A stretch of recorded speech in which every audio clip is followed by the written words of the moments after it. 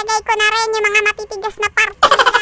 At sinunod ko na nga rin po itong pechay ng Caloocan. Yung matitigas din na parte, inuna ko na muna para sila ay lumambot ang sabay-sabay. Bahala na talaga, organ go! At konting halo-halo na naman para ay sila ay mahilo at maluto na. Ay, char! Halo-halo ko nga lang po yan para yung mga gulay na nasa ibabaw ay umilalim at yung nasa ilalim ay ibabaw para naman magpantay ang luto nila. Ay, for the go! Nagatok na mga alaga ko! Gutom yarn! Higop ng sabaw!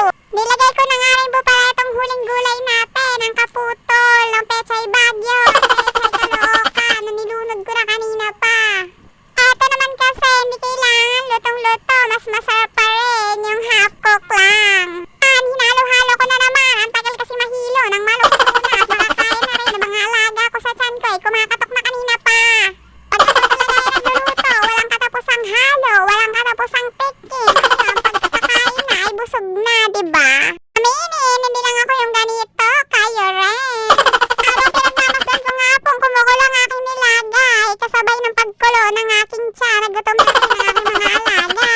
Akas naluto na nga rin po. After 10 years, makakain na rin po ang aking mga alaga.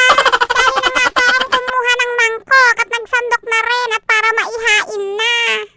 Pero dahan-dahan ko nga lang po yung sinandok at baka'y matapon pa, mapunta pa sa walang. Alaga ko, kawawa. Habang sinasandok ko nga po ito ay grabe, mga alaga ko nagsisikat po. Aray, takam na daw. Sana natakam ko rin po kayo sa niluto ko at kumuha na rin po kayo ng pagkain nyo at kumain na rin po kayo dyan sa bahay nyo.